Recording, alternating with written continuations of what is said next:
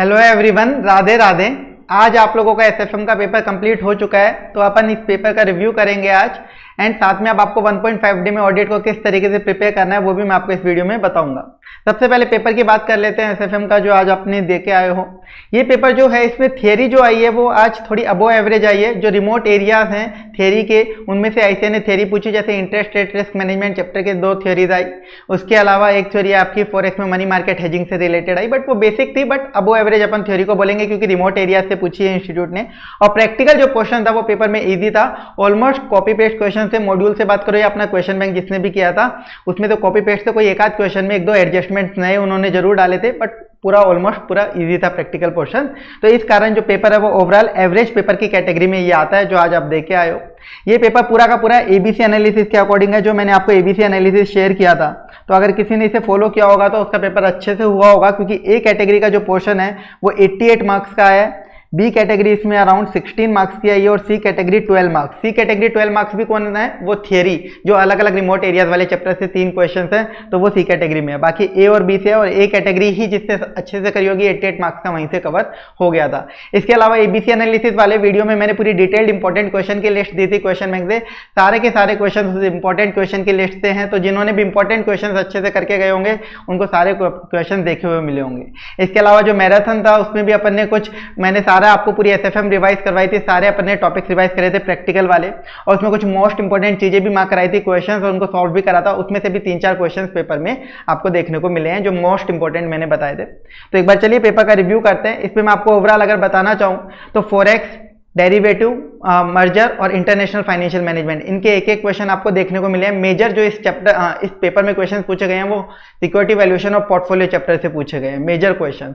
Mutual fund से कोई question ही है, एक क्वेश्चन आपको लग सकता है वो शार्प रेशियो, टेनर रेशियो वाला, वो क्वेश्चन पोर्टफोलियो चैप्टर के टॉपिक का होता है, तो उसी में काउंट किया जाता है, जो कि मैंने आपको क्लास में पढ़ाया भी था। इसके अलावा interest rate risk management chapter से कोई प्रैक्टिकल क्वेश्चन नहीं है, और ये आपका इस तरीके का पूरा पेपर रहा है। एक बार पेपर का अपन रिव्यू देख लेते हैं। बाकी जिन्होंने रिवीजन वीडियो देखा होगा अच्छे से, पोर्टफोलियो चैप्टर का जो मैंने नया डाला था, सिक्योरिटी वैल्यूएशन का ऑलरेडी नया था, तो उसके देखने के बाद सारे क्वेश्चंस आप इजीली सॉल्व कर सकते थे, वही कॉपी पेस्ट थे इस वजह से, और बहुत अच्छे मार्क्स के आए भी हैं। सबसे पहला जो क्वेश्चन है ये आपके मर्जर चैप्टर का है, और ये पूरा क्वेश्चन कॉपी पेस्ट है, आपके क्वेश्चन बैंक में या मॉड्यूल में दोनों जगह मिल जाएगा, और ये इंपॉर्टेंट क्वेश्चन की लिस्ट में था ये क्वेश्चन एज इट इज। इसके बाद देखेंगे ये आपका कॉर्पोरेट वैल्यूएशन चैप्टर का क्वेश्चन है, फ्री कैश फ्लो का, और ये भी आपको इंपॉर्टेंट क्वेश्चन की लिस्ट में मिल जाएगा ये क्वेश्चन आपको एज इट इज। इसके बाद देखिए जो थियरी आई थी 1 के थी, ये असेट एंड लायबिलिटी मैनेजमेंट की आई थी, ये interest rate risk management chapter में है। Interest rate risk management chapter में हम इंटरेस्ट रेट के रिस्क हैज करने की टेक्निक सीखते हैं। उसमें एक टेक्निक आपके ट्रेडिशनल मेथड में होती है ALM, asset and liability management, उसके ऊपर इन्होंने क्वेश्चन पूछा, 3-4 लाइन का इसका आंसर होता है। तो ये एक अलग थियरी, नई तरीके की थियरी इन्होंने पूछी प्रैक्टिकल चैप्टर से, इस वजह से थियरी इस पेपर की अबो एवरेज है, 3-4 क्वेश्चन है। इसके बाद देखिए ये आपका इंटरनेशनल फाइनेंशियल मैनेजमेंट चैप्टर का क्वेश्चन है, नेपाल वाला, और ये क्वेश्चन मैंने आपको मैराथन में भी मोस्ट इंपोर्टेंट मार्क कराया था। इंपोर्टेंट में तो था ही, बाकी मैराथन में भी मैंने आपको ये मोस्ट इंपोर्टेंट मार्क कराया था। ये वाला क्वेश्चन की मोस्ट इंपोर्टेंट की कैटेगरी में देख लेना, और वो एज इट इज आपका आ गया एग्जाम में।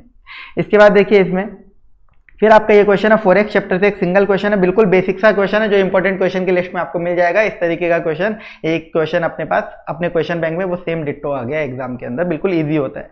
इसके बाद ये थियरी वापस से interest rate risk management chapter, आपसे पूछा मेथड्स बताओ इंटरेस्ट रेट रिस्क हैज करने के, बिल्कुल सिंपल सा आंसर था, interest rate options, interest rate futures, interest rate swap, forward rate agreement, और एक असेट एंड लायबिलिटी मैनेजमेंट। तो इनमें से 4 कोई से भी लिखे होंगे तो सबके फ्री के मार्क्स मिलेंगे, अगर आपने बस चैप्टर को सही से पढ़ा हुआ है। ये अपने रिवाइज किया था, हेजिंग टेक्निक से देखते हैं अपन उस चैप्टर में, बस उनके नाम लिखने थे। तो थियरी जरूर अलग चैप्टर से थी जो बेसिक आती है आईसीए की, बट ये भी बिल्कुल नॉर्मल, अगर आप इसको थोड़ा ढंग से पढ़ते हैं तो आप आराम से हैंडल कर पाए होंगे। इसके बाद देखिए ये आपका डेरिवेटिव चैप्टर का एक सिंगल क्वेश्चन आया, पर ये क्वेश्चन आपको मोस्ट इंपोर्टेंट मैंने मार्क कराया था। इंपोर्टेंट क्वेश्चंस में तो था ही, बट मोस्ट इंपोर्टेंट में मैराथन में मार्क कराया था, और इस क्वेश्चन को मैंने आपको सॉल्व भी करवाया था। इस क्वेश्चन में जो लास्ट पार्ट था, इसका आंसर में स्टूडेंट्स को दिक्कत आती है, तो पूरा मैंने आपको बताया भी था कैसे करना है। ये आपका पहला तो डिस्पोज ऑफ वाला पार्ट था, जो कि पोर्टफोलियो में अपने कवर करा था डिटेल्ड रिवीजन वीडियो में, और उसके बाद मैराथन में इसको मैंने सॉल्व करवाया था। इसके अलावा ये इंडेक्स फ्यूचर के थ्रू कैसे हैच करोगे, आप अपने बीटा को कैसे रिड्यूस करोगे, वो भी आपको बताया था। तो ये तो अपने मोस्ट इंपोर्टेंट में सॉल्व भी किया था मैराथन में। इसके बाद ये देखिए ये आपका पोर्टफोलियो चैप्टर का क्वेश्चन, पोर्टफोलियो चैप्टर का क्वेश्चन है, ये आपको मॉड्यूल में देखोगे तो म्यूचुअल फंड में मिलेगा। तो कोई स्टूडेंट बोल सकता है सर म्यूचुअल फंड का, पोर्टफोलियो का क्वेश्चन है कांस्टेंट रेशियो प्लान का, जो कि अपने क्वेश्चन बैंक में तो पोर्टफोलियो में ही मिलेगा, क्लास में भी अपन ने उसमें किया था। और जो मोस्ट इंपॉर्टेंट क्वेश्चन मैराथन में बताया था उसमें मैंने बोला पोर्टफोलियो रिबैलेंसिंग इस बार मोस्ट इंपॉर्टेंट है, बहुत टाइम से नहीं आया और अच्छा क्वेश्चन बन सकता है। ये क्वेश्चन को मैंने डिटेल्ड रिवीजन वीडियो में अच्छे से बताया था स्पेशली। फिर आपको मैराथन में भी मैंने एक एग्जांपल लेके जो डिट्टो उसी क्वेश्चन का एग्जांपल था उससे आपको सॉल्व करवा के यानी कि प्रैक्टिस भी करवाई थी। सेम वही क्वेश्चन जिसमें 15% से एनएवी डिफरेंस करता है तो आप पोर्टफोलियो रिबैलेंस करते हो। डिट्टो वो क्वेश्चन आपका एग्जाम में आया मोस्ट इंपॉर्टेंट से। तो ये पोर्टफोलियो चैप्टर का होता है, मॉड्यूल में तो ऐसे ही आईसीआई कहीं पे भी कुछ भी कॉपी पेस्ट करता है उसकी बातों पे नहीं जाना चाहिए, बस constant ratio plan portfolio chapter के अंदर है, ठीक है। तो उसका क्वेश्चन हो गया। इसके बाद ये मनी मार्केट हेजिंग, वापस थियरी जो है वो ये फॉरेक्स चैप्टर की है। फॉरेक्स चैप्टर अगर आपने पढ़ा हुआ है, मनी मार्केट हेजिंग कैसे करते हैं उसको आप अपनी लैंग्वेज में लिख के आ जाओ, बस उतना ही लिखना था, ठीक है। तो थियरी नई तरीके की थी बट ईजी थी। देन इसके बाद वापस से ये क्वेश्चन पोर्टफोलियो चैप्टर का अपन बोलेंगे। यहाँ पे आप म्यूचुअल फंड पढ़ के बोल सकते हो म्यूचुअल फंड का है, बट जिसको नॉलेज नहीं होगी वो बोलेगा ये वाली चीज। अगर कंसेप्चुअली जाए तो यहाँ पे शार्प रेशियो, ट्रेनर रेशियो ये आपसे पूछा गया है और ये अपने पोर्टफोलियो चैप्टर में पढ़ा है। और ये मैंने इंपॉर्टेंट में भी बताया था कि ये इंपॉर्टेंट टॉपिक है इस बार, Sharpe ratio, Treynor ratio. Important की लिस्ट में तो सारे क्वेश्चन थे ही, जिसने अगर नहीं देखे तो वो जाके रेफर कर सकता है, जिसका बाद में अटेम्प्ट है कि हाँ भाई वेरीफाई है या नहीं है। तो एबीसी वाली वीडियो में थी वो। इसके बाद ये वापस से पोर्टफोलियो चैप्टर का क्वेश्चन। पोर्टफोलियो से लगातार इतने क्वेश्चन आए जिसकी हद नहीं है। तो पोर्टफोलियो का तो अगर आपने डिटेल जो नया रिवीजन वीडियो डाला था वो अगर किसी से सुना होगा एग्जाम से पहले तो उसको बिल्कुल भी दिक्कत नहीं आई होगी। बिल्कुल बेसिक क्वेश्चन पोर्टफोलियो से उठा के पूछे हैं, जिनको मैंने पूरा डिटेल एग्जांपल के साथ किया था और क्लास में तो पूरे अपने सॉल्व किए हुए हैं। तो पोर्टफोलियो का डिट्टो क्वेश्चन आपको मॉड्यूल या क्वेश्चन बैंक दोनों जगह मिल जाएगा कि पोर्टफोलियो में कितना अमाउंट इन्वेस्ट कर, इक्वल अमाउंट इन्वेस्ट करें, इतना इन्वेस्ट करें तो पोर्टफोलियो का बीटा क्या होगा। तो उस तरीके का बिल्कुल बेसिक सा क्वेश्चन है जो एग्जाम में आया है। इसमें ये लास्ट एडजस्टमेंट थोड़ा नया टाइप का पूछा, बट ये भी बिल्कुल बेसिक सा है। बस जो नए कॉपी पेस्ट क्वेश्चन थे उनमें कोई एक आध एडजस्टमेंट नया पूछ लिया और बाकी कुछ भी इन्होंने नहीं किया।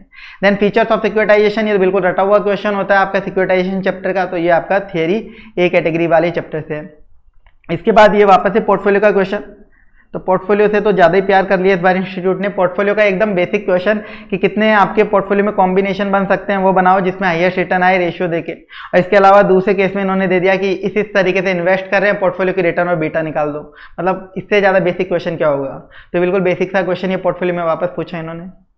देन ये सिक्योरिटी वैल्यूएशन चैप्टर का क्वेश्चन। सिक्योरिटी वैल्यूएशन में इन्होंने ये कन्वर्टिबल बॉन्ड से रिलेटेड क्वेश्चन पूछा, जो कि मैंने मोस्ट इंपॉर्टेंट भी मार्क कराया था आपको कि ये फॉर्मूला रट लेना, एग्जाम में आ सकता है, बहुत टाइम से नहीं आया और इंपॉर्टेंट क्वेश्चन की लिस्ट में तो था ही सब कुछ। तो ये क्वेश्चन के आपको फॉर्मूला सारे मैंने आपको मैराथन में याद करवा दिए थे कि याद करके चले जाना। तो वही क्वेश्चन आता है, बेसिक था वही आ गया। ये देन स्टार्टअप फाइनेंस चैप्टर यानी थियरी, वही ए कैटेगरी का बेसिक क्वेश्चन, बूट स्ट्रैपिंग और उसके मेथड्स रिपीट होता रहता है, वही क्वेश्चन है। तो बिल्कुल बेसिक क्वेश्चन था। देन ये आपका सिक्योरिटी वैल्यूएशन का क्वेश्चन। सिक्योरिटी वैल्यूएशन में मैंने बोला था बॉन्ड वाला इस बार इंपॉर्टेंट रहेगा, तो बॉन्ड से रिलेटेड क्वेश्चन आया। क्वेश्चन थोड़ा नई तरीके के कुछ पॉइंट डाल के फ्रेम किया है, बाकी सिमिलर क्वेश्चन आपको क्वेश्चन बैंक या मॉड्यूल में मिल जाएगा। लेकिन इसमें कोई नई चीज इस तरीके से नहीं बोल सकते कि एकदम न्यू है, बस एक आधे पॉइंट इन्होंने नए करे। बाकी यहाँ पे तो नॉर्मल आपको पीवी करना था और यहाँ पे कुछ एडजस्टमेंट दे दिए ट्रांजेक्शन कॉस्ट वगैरह के, तो वो आपको एडजस्ट करके वैल्यू निकालनी थी। देन इसके बाद यहाँ पे आपकी थियरी, ये दोनों थियरी आपकी सस्टेनेबल ग्रोथ और ऑर्गेनाइजेशन सस्टेनेबल कैसे बनती है, ये थियरी आपकी ए कैटेगरी चैप्टर की है। ए कैटेगरी चैप्टर वो फर्स्ट चैप्टर जो है आपका, तो ये वापस से आपकी रिपीटेड थियरी है जिसके क्वेश्चंस आपको इजीली मिल जाएंगे। नोट्स मैंने आपको थियरी के दे रखे थे, उसमें सब कवर था। देन ये क्वेश्चन आपका एक तरीके से अपन थोड़ा न्यू टाइप का बोल सकते हैं। ये सिक्योरिटी वैल्यूएशन में मैंने कवर करवा रखा है आपको सिमिलर क्वेश्चन। सिक्योरिटी वैल्यूएशन में अपन ने मिसलेनियस में सबसे लास्ट में कवर किया था, सस्टेनेबल ग्रोथ रेट का एक क्वेश्चन था। उसी तरीके से एक नया क्वेश्चन सस्टेनेबल ग्रोथ रेट का इन्होंने फ्रेम करके एग्जाम में आपको दिया है। सिंपल है, बस वो सस्टेनेबल ग्रोथ रेट अगर आपने वो क्वेश्चन जो मैंने क्लास में करवाया था वो पढ़ के किया हुआ है तो ये आराम से आप हैंडल कर सकते थे। और इसके अलावा वापस ये दोनों थियरी, ये आपके स्टार्टअप फाइनेंस चैप्टर की और ये आपकी second chapter value at risk वाले की। तो वैल्यू एट रिस्क मैंने बोला था, तो इस बार वैल्यू एट रिस्क का इन्होंने प्रैक्टिकल पूछने के बजाय थियरी पूछ ली, तो वापस से ए कैटेगरी। तो पूरा का पूरा पेपर नॉर्मल ही था, बस थियरी के 3 क्वेश्चन रहते थे जो रिमोट एरिया से पूछे, जिनको भी अगर आप बेसिकली बस थोड़ा ध्यान से हैंडल करते तो आराम से हो जाता। प्रैक्टिकल क्वेश्चन ईजी था, एक आधे कुछ क्वेश्चन में एडजस्टमेंट नहीं थे। तो जिन्होंने भी रिवीजन वीडियो मेरे पूरे डिटेल वाले अच्छे से सुने होंगे या मैराथन भी अटेंड किया होगा, उनका अच्छा हुआ होगा पेपर। तो आपको इसमें कोई दिक्कत वाली बात नहीं है, पेपर एवरेज लेवल का अपन बोल सकते हैं इसको। जिनका पेपर अच्छा हुआ है तो अच्छी बात, अब अपने को ऑडिट को भी अच्छा करना है, और जिनका बुरा हुआ है तो कोई बात नहीं, परेशान मत हो, आप नेक्स्ट पेपर पे फोकस करो। जैसा भी हुआ है पेपर उसके बारे में नहीं सोचना चाहिए। अब ये मत सोचो कि पेपर में मैं ये गलती करके आ गया, या आप मॉड्यूल खोल के क्वेश्चन बैंक खोल के सोच रहे हो कि इसका आंसर क्या होता, आप मुझे भेजोगे सर इसका एडजस्टमेंट का बताओ क्या ट्रीटमेंट करते हैं, उससे कोई मतलब नहीं है। अभी नेक्स्ट पेपर पे फोकस करो, जो करा है वो फाइनल है, रिजल्ट आएगा तब पता चल जाएगा। तो अभी आपको नेक्स्ट पेपर यानी ऑडिट को कैसे प्रिपेयर करना है वो अब मैं आपको बता देता हूँ। ऑडिट की क्या प्रिपरेशन स्ट्रेटेजी आपकी होनी चाहिए। तो ऑडिट देखिए आप लोग, ऑडिट की प्रिपरेशन स्ट्रेटेजी देखिए, ऑडिट का एबीसी एनालिसिस के अकॉर्डिंग आपको रिवीजन करना है ऑडिट को। तो ऑडिट को आपको रिवाइज कैसे करोगे, आज के दिन आप क्या कर लीजिएगा, आज के दिन आपको सबसे पहले जो कैटेगरी ए के छोटे चैप्टर्स है वो आपको रिवाइज कर लेने, कैटेगरी ए के स्मॉल चैप्टर्स आज के दिन रिवाइज कर लेना, जो ये हैं आपके सामने, ठीक है। ऑलमोस्ट सिमिलर एबीसी एनालिसिस था ऑडिट का पिछली बार जो था, तो आप चाहो तो यहाँ से स्क्रीनशॉट ले लो। बस ये आपको कैटेगरी ए के स्मॉल चैप्टर्स आज के दिन पूरे रिवाइज कर लेने हैं, ये आप आज के दिन रिवाइज कर लीजिएगा। कौन कौन से मटेरियल से कैसे कैसे रिवाइज करना है वो भी यहाँ पे मैंने लिखा हुआ है, तो ये आप आज करना। इसके बाद आप क्या करेंगे, कल सुबह आपको क्या करना है, कंपनी ऑडिट और एथिक्स कल 3 स्लॉट बनाने हैं। कल के दिन में आपको 3 स्लॉट बनाने हैं। आज के दिन आप करोगे कैटेगरी ए के स्मॉल चैप्टर्स, कल के दिन आप करोगे पहले स्लॉट में कंपनी ऑडिट और एथिक्स, कल के दिन सेकंड स्लॉट में आप करना कैटेगरी बी, कल के दिन सेकंड स्लॉट में कैटेगरी बी वाले ये चैप्टर्स कर लेना। इस पे क्या क्या आपको करना है, ये सारे चैप्टर्स का आप यहाँ से स्क्रीनशॉट लेना चाहो ले लो। तो कैटेगरी बी के ये 5 चैप्टर्स कल के दिन आपको करने हैं, कल के दिन के सेकंड स्लॉट में। फिर कल के दिन जो थर्ड स्लॉट रहेगा, कल के दिन का जो रात का टाइम आपका बाकी टाइम बचेगा थर्ड स्लॉट का, उसमें आपको एसेज रिवाइज करने हैं। एसेज में आप यहाँ ये वाला सीक्वेंस फॉलो कर लीजिएगा रिवीजन करते टाइम, पहले आपको ये वाले ऐसे रिवाइज करने हैं, देन फिर ये, और फिर बाकी सब। तो इस सीक्वेंस में आप रिवाइज करिएगा, कुछ छूटता है तो छूटे, बस इस सीक्वेंस में आप करिएगा ऐसे को रिवाइज। ऐसे को कहाँ से करेंगे, जो ऐसे के नोट्स डाल रखे हैं 50-55 पेज के, वो नोट्स रट लेना, और उसके अलावा फिर क्वेश्चन बैंक देखने की आपको जरूरत लगे तो वो और देख सकते हो आप, बाकी नोट्स करोगे तो उससे भी काम चल जाएगा। तो ऐसे कोई सीक्वेंस में रिवाइज करना। तो कल आज के दिन आप कैटेगरी के स्मॉल चैप्टर्स, कल के दिन सुबह कंपनी ऑडिट और एथिक्स, कल के दिन सेकंड स्लॉट में कैटेगरी बी के चैप्टर्स, और कल के दिन थर्ड स्लॉट में आपको ऐसे को इस तरीके से रिवाइज करना है। फिर उसके बाद आपके पास टाइम बचे तो आपको कैटेगरी सी करनी है। उसके बाद टाइम बचे यानी कल के दिन में ही टाइम बच जाए, या फिर परसों का दिन जो रहेगा एग्जाम वाला दिन, उससे पहले जो भी टाइम रहेगा उसमें कैटेगरी सी आपको रिवाइज कर लेनी है। कैटेगरी सी आप रिवाइज कर लीजिएगा। इसमें सिर्फ क्वेश्चन करके चले जाना, क्वेश्चन बैंक के काम चल जाएगा। उसमें कीवर्ड्स बोल्ड करके दिए हुए हैं।